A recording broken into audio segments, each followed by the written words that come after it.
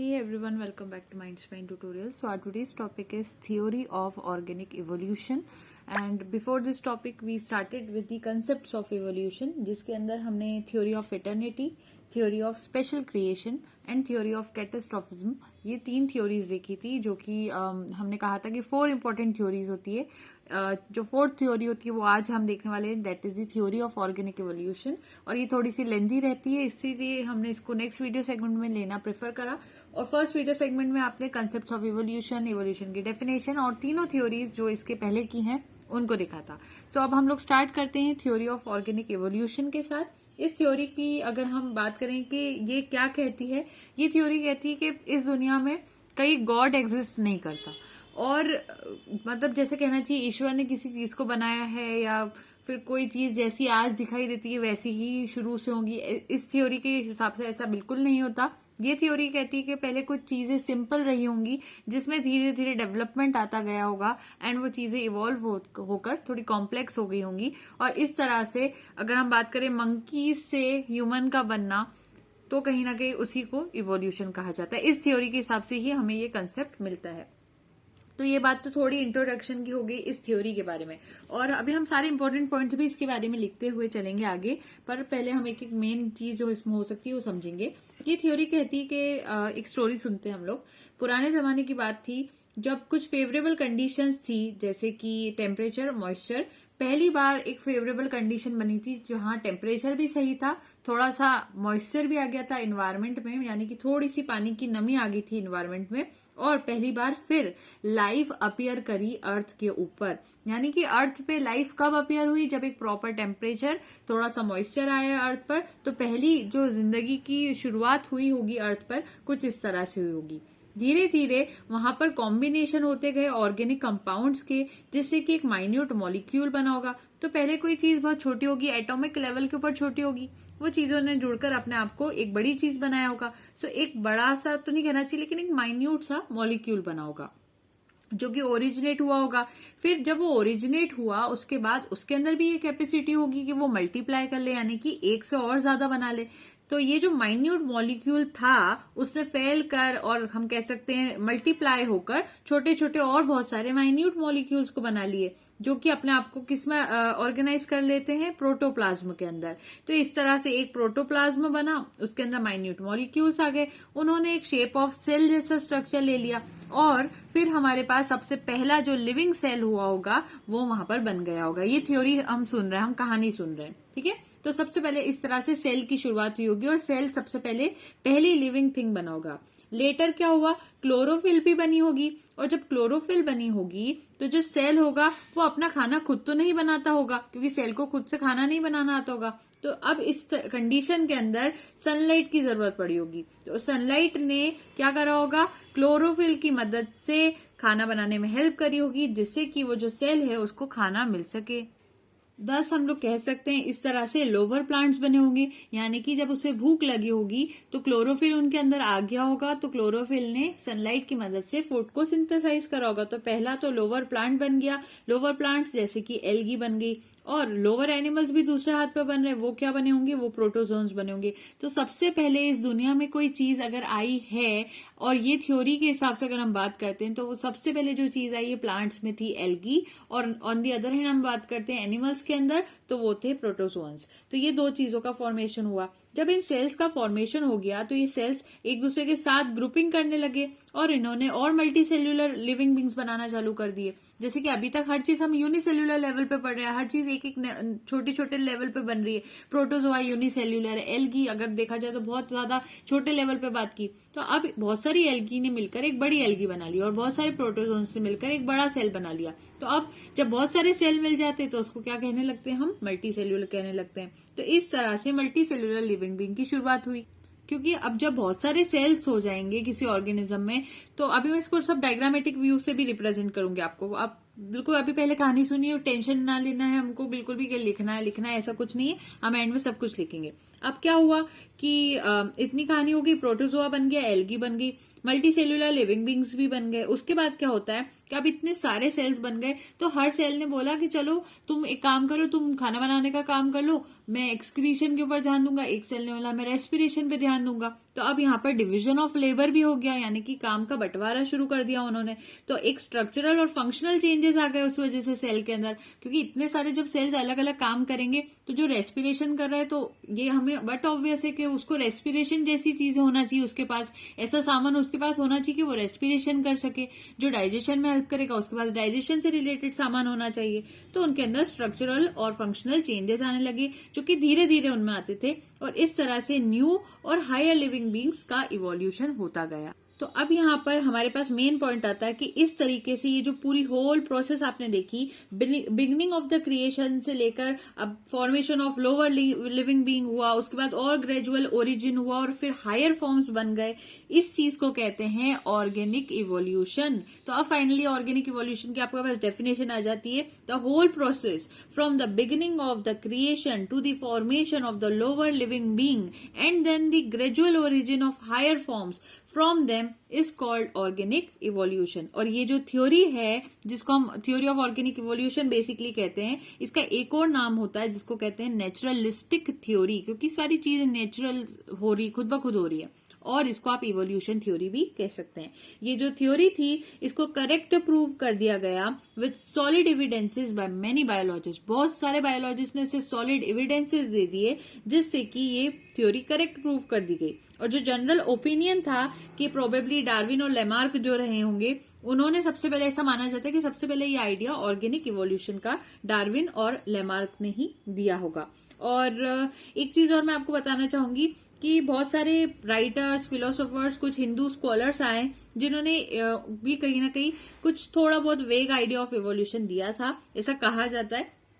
और उसके बाद जो स्टडी होती है ऑर्गेनिक इवोल्यूशन की, उसको मेनली अच्छे से स्टडी करना कब स्टार्ट करा, कोई टाइम पूछ ले तो वो है 19th सेंचुरी। 19th सेंचुरी के अंदर सबसे पहली बार ऑर्गेनिक इवोल्यूशन की डिटेल स्टडी करना स्टार्ट की गई, जो कि ग्रीक्स ने स्टार्ट की थी, और ये बिफोर क्राइस्ट यानी BC की बात है।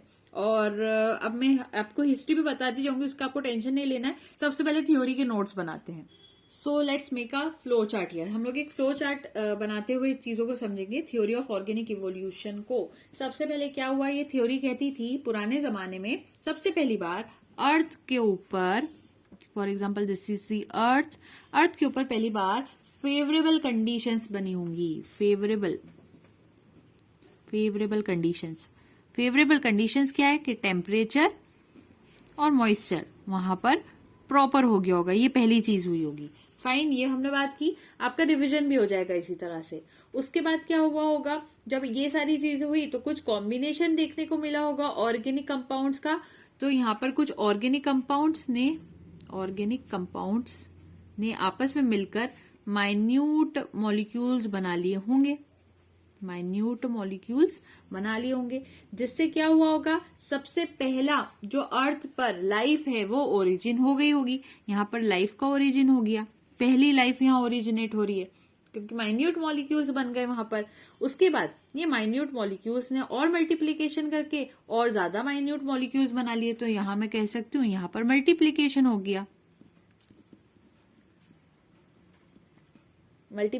गया। उसके बाद क्या होगा कि अब यहाँ जब मल्टीप्लीकेशन होगा तो जो माइन्यूट मॉलिक्यूल्स है उन्होंने अपने आप को ऐसा बना लिया कि एक प्रोटोप्लाज्म जैसा शेप ले लिया। तो यहाँ मान लीजिए माइन्यूट मॉलिक्यूल्स है, तो इसके अंदर उन्होंने इस तरह से प्रोटोप्लाज्म का फॉर्मेशन कर लिया। तो यहाँ पर आ गई बात, प्रोटोप्लाज्म भी बन गया। प्रोटोप्लाज्म ने बाद में थोड़े टाइम बाद सेल जैसा शेप ले लिया, ये इस तरह से सेल का शेप ले लिया, ये बन गया सेल। सबसे पहली बार सेल ओरिजिन होने लगा।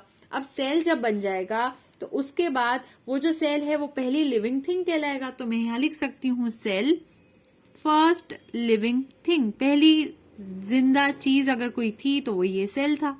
इतनी बात क्लियर होती, थोड़ा सा ऊपर ले लेते हैं। अब जब सेल बन गया तो ये जो सेल था इसको खुद का खाना बनाना नहीं आता था, तो इसके अंदर कहीं ना कहीं एक चीज आ गई जो कि उसको हेल्प कर सकती थी, जो थी क्लोरोफिल। तो क्लोरोफिल उसके अंदर बनने लगी होगी, तो ये सेल ने अपने आप को अपने अंदर ही एक नई चीज क्या बना ली, क्लोरोफिल ले आया है अपने अंदर। तो इसके अंदर यहाँ पर क्लोरोफिल आ गई। क्लोरोफिल ने क्या करा, सनलाइट की प्रेजेंस में क्या करा, अपना खाना बनाने का स्टार्टिंग कर दिया। तो सनलाइट की प्रेजेंस में अब क्या हो गया, क्लोरोफिल सनलाइट ने मिलाकर यहाँ पर बना दिया इस सेल के लिए फूड, आ गया फूड यहाँ पर, अब उसे खाना मिलने लगा। इस तरह से धीरे धीरे चलकर सबसे पहले जो लोअर प्लांट्स और लोअर एनिमल्स होते हैं, तो लोअर प्लांट्स का नाम तो होता है एल्गी और लोअर एनिमल्स का नाम होता है प्रोटोजोआ, उनका फॉर्मेशन हुआ। यहाँ प्रोटोजोआ लिख रहे हैं हम लोग, प्रोटोजोआ। इस तरह से एल्गी प्रोटोजोआ बन गए। अब एल्गी प्रोटोजोआ बन गए तो ये सारे यूनिसेल्यूलर सेल्स थे, पहले मैं ये भी लिखूंगी यहाँ पर, ये यूनिसेल्यूलर थे। तो अब जब यूनिसेल्यूलर सेल्स ने आपस में मिलकर क्या बना लिए, मल्टी सेल्यूलर सेल्स बना लिए। थोड़ा सा ऊपर ले लेते हैं, एडजस्ट करना प्रॉपर है। तो मल्टी सेल्यूलर सेल्स का फॉर्मेशन हो गया। अब मल्टी सेल्यूलर सेल्स बन गए तो उसमें जो सेल्स थे, बहुत सारे सेल्स मिलकर वर्क कर रहे थे, इतने सारे हो गए। अभी ये सारे, पहले एक था तो इन्होंने बोला कि अब अपन इतने सारे हो गए तो अब हम लोग करेंगे division of labour. Division of labour में क्या होता है, सबने अपने अपने काम को बांट लिया और काम को इजीली करने लगे, तो ये हो गया डिवीजन ऑफ लेबर की स्टार्टिंग। अब डिवीजन ऑफ लेबर जब होने लगा तो इसके बाद धीरे धीरे वो जो सेल्स थे उनके अंदर क्या आने लगा, स्ट्रक्चरल और फंक्शनल चेंजेस आने लगे। क्योंकि हर सेल पहले तो एक जैसा दिखता था, लेकिन रेस्पिरेशन वाला सेल मान लो ऐसे ट्राइंगल दिखने लगा, डाइजेशन वाला मान लो ऐसा दिखने लगा, तो इसमें क्या आने लगे, स्ट्रक्चरल एंड फंक्शनल चेंजेस आने लगे। फंक्शनल चेंजेस बहुत इजीली करके हम लोग समझ रहे हैं। वैसे आपको अगर आप देखेंगे तो जो हायर क्लासेस होती है तो कोई भी टीचर्स ये थ्योरी को पढ़ाते ही नहीं बहुत बार, क्योंकि इतनी इंपॉर्टेंट नहीं समझते। लेकिन मैं चाहती हूँ कि आपको हर चीज डीप में समझ में आ जाए, एक बार पढ़ो सब कुछ याद हो जाए। तो इसलिए हम थोड़ा सा इसको समझते हुए अच्छे से चलेंगे यहाँ से, क्योंकि बेस बहुत स्ट्रांग होना चाहिए आप लोगों का। स्ट्रक्चरल फंक्शनल चेंजेस आ गए। अब क्या होगा, मल्टी सेलुलर लिविंग बींग्स में धीरे धीरे चेंजेस आने लगे, वो स्ट्रांग होते गए और इसमें फिर और हायर लेवल से बनते गए। अभी तो मल्टी सेलुलर बने थे, अभी और क्या बन गए, हायर एनिमल्स बन गए। हायर एनिमल्स यानी और ज्यादा डेवलपमेंट हो गया। हायर एनिमल्स का मतलब क्या होगा कि पहले सेल बना, सेल से कहीं ना कहीं टिश्यू बनेगा, फिर टिश्यू से उसके बाद ऑर्गन बनेगा, ऑर्गन सिस्टम आ गया, पूरा ऑर्गेनिज्म बन गया। तो इतनी डिटेल में आ गए। शुरुआत तो हमने यूनिसेल्युलर से की थी और हम आ गए हायर एनिमल्स तक। तो इस तरह से हायर एनिमल्स का फॉर्मेशन हुआ होगा और यहाँ पर ग्रेजुअल चेंजेस के थ्रू हुआ होगा। ये सब कुछ धीरे धीरे चेंजेस आए, एकदम से कुछ नहीं हुआ है, और इवोल्यूशन हुआ यहाँ पर। ये हो गई थ्योरी हमारी ऑर्गेनिक इवोल्यूशन की। तो ये आपको क्लियरली यहाँ पर समझ में आया होगा। अब कभी आपके टीचर्स आपसे पूछते हैं कि नहीं ऑर्गेनिक इवोल्यूशन की डेफिनेशन लिखो, तो वो भी लिख लेते हैं हम लोग। तो ये रही डेफिनेशन ऑर्गेनिक इवोल्यूशन की, ये रही थ्योरी। दो थ्योरी कहा जाता है इसको, ऑर्गेनिक इवोल्यूशन की थ्योरी को naturalistic theory and evolution theory. अब चले, मान लीजिए हमने ये वाली थ्योरी तो मान ली, ये वाली थ्योरी ऑफ ऑर्गेनिक इवोल्यूशन, जो हाँ हमने ये पूरी प्रोसेस देखी, लेकिन इसको मानने के अंदर भी ये सारी चीजें भी कैसे कैसे हुई होगी, उसमें भी फिर अगेन लड़ाई शुरू हो गई। अब कुछ लोगों के व्यूज अलग आते थे। सबसे पहले मैं आपको बताती हूँ views of Greek age. Greek के जो लोग थे ना, उनका व्यू बताती हूँ। और ज्यादा लिखने का टेंशन नहीं है, एक भी कहानी की तरह है, ये पूरा चैप्टर ही पूरी कहानी है। एक बार कहानी याद हो जाएगी ना तो सब कुछ याद हो जाएगा आपको। कॉम्पिटेटिव एग्जाम्स में भी इजीली आप लोग उसको टिक कर पाएंगे। तो सबसे पहले व्यूज आते हैं ग्रीक एज वालों के। तो 550 ईयर्स पहले की बात है, बिफोर क्राइस्ट की बात बोल सकते हो आप। तो 550 ईयर्स बिफोर क्राइस्ट एक साइंटिस्ट आए थे जिनका नाम था एनेक्सीमेंडर। एनेक्सीमेंडर, अब मैं उनकी स्पेलिंग भी लिखती चलती हूँ, क्योंकि अगर आप नोट्स लिख रहे होंगे तो आपको फिर कुछ वहां वो ना आए। तो ग्रीक एज की बात करें हम, ग्रीक एज की। सो एनेक्सीमेंडर ये स्पेलिंग है उनकी, और आप हिस्ट्री देख रहे हो बेसिकली। सो बिफोर क्राइस्ट में एनेक्सीमेंडर आए, उन्होंने कहा कि ओरिजिनली अर्थ जो होगी वो लिक्विड होगी, और धीरे धीरे वो जो लिक्विड है, अर्थ लिक्विड फॉर्म में थी, वो ड्राई होती गई, सूखती गई, और सूखने के बाद अर्थ पे लिविंग बींग्स बन गए। तो सिंपल क्या हुआ, अर्थ को बोला कि ये लिक्विड है और वो वहां पर लिविंग बींग्स को बना देती है। तो ये कहा किसने, एनेक्सीमेंडर ने। सिंपल थ्योरी थी उनकी। उसके बाद एक और साइंटिस्ट है जिनका नाम था एम्पेडोकल्स। तो मैं उनका नाम लिखती हूँ, एम्पीडोकल्स। ठीक है, एम्पीडोकल्स, EMPEDOCLES। स्पेलिंग में अगर मेरी राइटिंग थोड़ी क्लियर नहीं हो तो क्लियरली समझ लो। एम्पेडोकल्स 495 से 435 बिफोर क्राइस्ट इनका टाइम पीरियड था। ये कहलाते हैं father of evolutionary thought head. अब इन्होंने क्या करा वो भी बताती हूँ, लेकिन ये क्या कहलाते हैं, फादर ऑफ इवोल्यूशनरी थॉट। इन्होंने कहा कि इवोल्यूशन जो है जिंदगी का, वो एक सीरियल प्रोसेस थी। प्लांट्स जो थे वो इवॉल्व हुए अर्लियर देन एनिमल्स, यानी कि एनिमल्स से पहले प्लांट्स इवॉल्व हुए होंगे। तीसरी बात इन्होंने कही कि इनकम्प्लीट एनिमल्स जो रहते हैं वो ग्रेजुअली डेवलप होकर कंप्लीट एनिमल्स बनाते हैं। और चौथी बात इन्होंने कही कि कंप्लीट एनिमल्स जो होते हैं वो डिसअपियरेंस ऑफ इनकम्प्लीट वंस के थ्रू बनते हैं। तो 4 बातें बोली एम्पिडोकल्स ने। क्या क्या बोली? पहली बात तो मैंने बताई, ये फादर ऑफ इवोल्यूशनरी थॉट कहलाते हैं। तो ये तो इंपॉर्टेंट पॉइंट है, स्टार लगा लेंगे। Father of evolutionary thought, father of evolutionary thought, ठीक है, ये तो क्लियर होगा आपको यहाँ पर। अब 4 बातें इन्होंने क्या कही वो भी लिख लेते हैं। सबसे पहली बात इन्होंने कही कि जो इवोल्यूशन है लाइफ का, इवोल्यूशन ऑफ लाइफ एक सीरियल प्रोसेस है। कैसी प्रोसेस है? सीरियल प्रोसेस है। दूसरी बात इन्होंने कही पहले प्लांट्स आए होंगे, उसके बाद सेकंड नंबर पे एनिमल्स ओरिजिन हुए होंगे या उनका ओरिजिन हुआ होगा। और जो इनकम्प्लीट एनिमल्स हैं वो ग्रेजुअली डेवलप करते हैं और बनाते हैं कंप्लीट एनिमल्स। और जब कंप्लीट एनिमल्स का फॉर्मेशन होता है तो वो कैसे होता है? डिसअपियरेंस ऑफ इनकम्प्लीट एनिमल्स के थ्रू होता है। ये 4-5 बातें बोली एम्पिडोकल्स ने। आगे की बातें करते हैं। अब उसके बाद आए एरिस्टोटल। ये सब ग्रीक वालों का टाइम का चल रहा है, ग्रीक एज की बातें कर रहे हैं हम लोग। ग्रीक में सब बहुत ज्यादा करते थे पढ़ाई, ये सारी साइंस वगैरह की।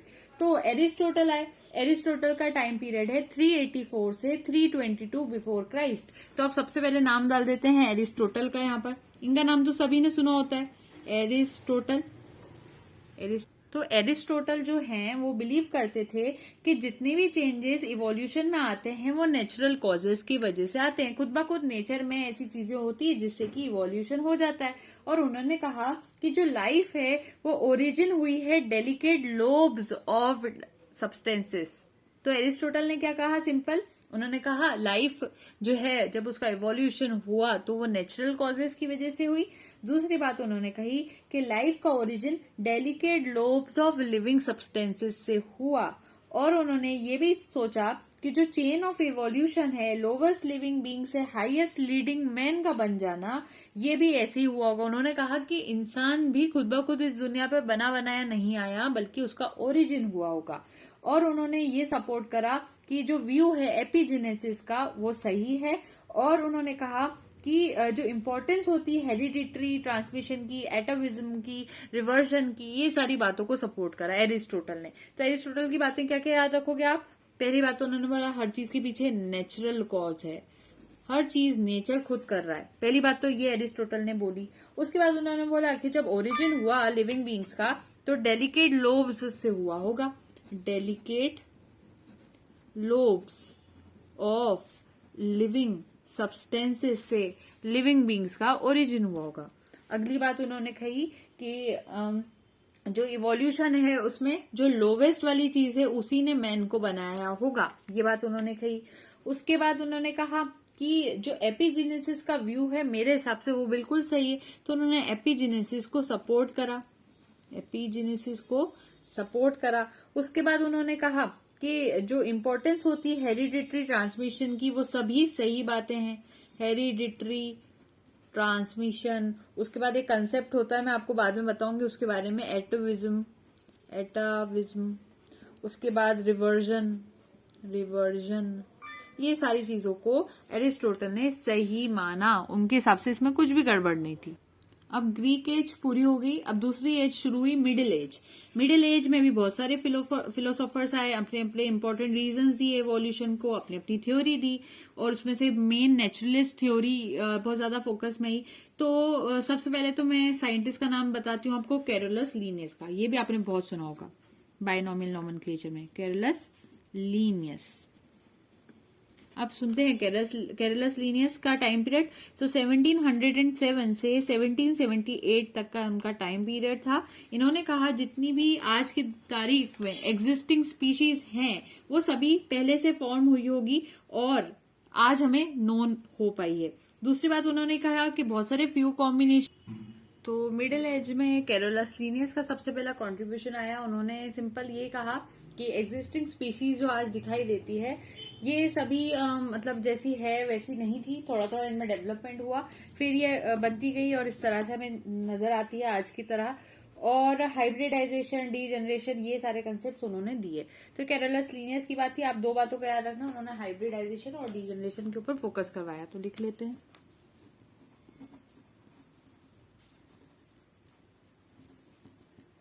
और डीजनरेशन, ठीक है, ज्यादा नहीं है, थोड़ा सा ये, पर फिर भी।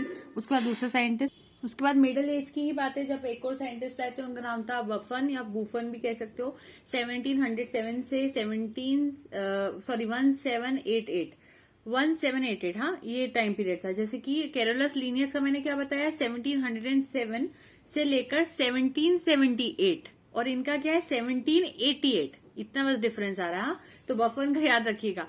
तो इन्होंने कहा कि जो इफेक्ट ऑफ एनवायरनमेंट है वो मेन कॉज है, जिस वजह से चेंजेस आते गए, म्यूटेशंस आते गए प्लांट्स एंड एनिमल्स में, वो डेवलप करते गए, हेरिडिटी बनती गई, हेरिडिटी कंजर्व होती गई। और उन्होंने बार बार इस बात पे स्ट्रेस दिया कि सिग्निफिकेंस ऑफ आइसोलेशन है इन एवोल्यूशन, आइसोलेशन का बहुत बड़ा रोल प्ले है, इन्होंने बफन ने बताया। अब आती बात कि आइसोलेशन क्या होता है, तो ये तो पूरा फुल टॉपिक ही रहता है एमएससी स्टूडेंट्स को as well as BSc students को। आइसोलेशन के ऊपर रिप्रोडक्टिव आइसोलेशन और जितनी भी मेथड्स होती है सब होती है। तो अगर आप चाहते हो आइसोलेशन टॉपिक में पढ़ाऊं तो आप कमेंट सेक्शन में बता देना, तो मैं उसके ऊपर जल्द से जल्द वीडियो अपलोड करूंगी।